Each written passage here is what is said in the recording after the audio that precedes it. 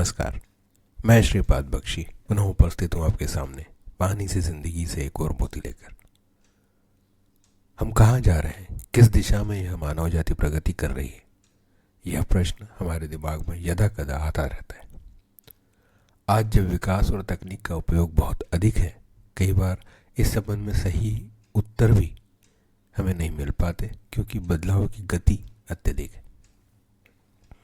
बहुत से बुद्धिजीवी इस संबंध में अपने विचार व्यक्त करते रहते हैं।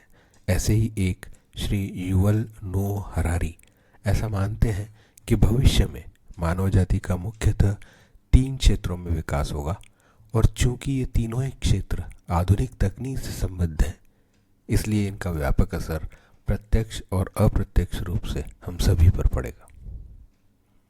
पहले क्षेत्र के लिए जो शब्द का प्रयोग करते हैं वह है साइबरनेटिक्स। इसका संबंध उस तकनीक, प्रणाली या यंत्रों से है जिसके माध्यम से मानव अपने शरीर से ही इन माध्यमों का प्रयोग करते हुए और बेहतर क्षमता और सामर्थ्य के साथ काम कर पाएगा। इसका सबसे करीबी उदाहरण मानव शरीर में चिप लगाने जैसे कार्य हैं, जिसके द्वारा मनुष्य उसकी नैसर्गिक क्षमता के अतिरिक्त कुछ कर पाने में समर्थ होगा। इस संबंध में हो रही प्रगति के संबंध में हमें कई माध्यमों से पता चलता रहता है, और हम यह समझ सकते हैं कि निकट भविष्य में यह एक सच्चाई होगी और इसी प्रकार के अनेक तंत्र और उपकरण हमारे उपयोग के लिए उपलब्ध रहेंगे। दूसरे क्षेत्र के बारे में हम सभी काफ़ी कुछ जानते हैं, क्योंकि इसका असर तो हमें आज से ही दिखाई देने लगा है। ये दूसरा क्षेत्र है AI, आर्टिफिशियल इंटेलिजेंस या कृत्रिम बुद्धिमत्ता। इस क्षेत्र का मूल आधार है ऐसे तंत्र का आविष्कार जो बहुत ही कम समय में, या यूँ कहें कि अकल्पनीय तीव्रता और सटीकता के साथ बहुत बड़े डाटा को विश्लेषण कर सकने में सक्षम है।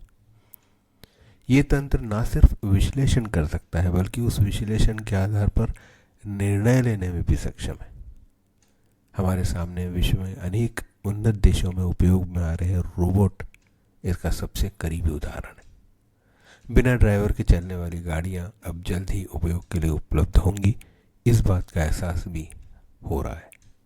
भविष्य में रोजमर्रा के काम और सेवाएं देते यही रोबोट हमें दिखें तो आश्चर्य नहीं होगा।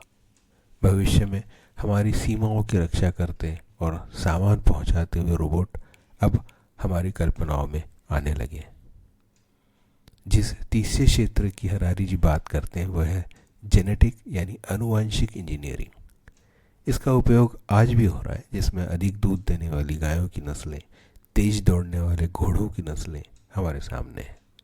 कृषि के क्षेत्र में अधिक पैदावार देने वाले उन्नत बीज और फसलें हम देख रहे हैं।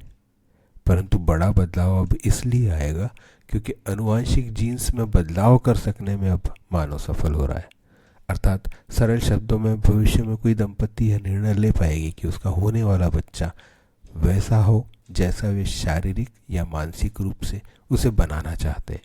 उदाहरणार्थ, यदि वे चाहें उस बच्चे में वे गुण अवश्य आ सकते हैं जो उसे डॉक्टर या इंजीनियर या सैनिक बनने के लिए आवश्यक है। तो ऐसा वे कर पाएंगे, ऐसा संभव होगा। जिस तेजी से बदलाव हो रहे हैं, इनमें से कुछ भी अब असंभव नहीं लगता।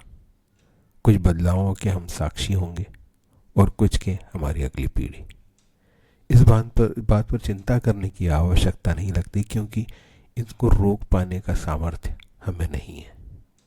बस यही विचार आता है कि इस कृत्रिमता और तंत्र और यंत्र के बीच क्या मानवता, संवेदनाएं, प्यार और भावनाएं अपनी जगह बना पाएंगी कि नहीं।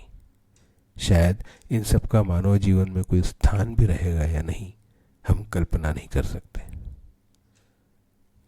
अंत में यह समझते हुए कि बदलाव की ही सबसे स्थायी है, हम इसे स्वीकार भी करेंगे और आत्मसात भी, परंतु इस कोशिश के साथ कि इस तंत्र और यंत्र के साथ मानवता का मंत्र भी जागृत रहे।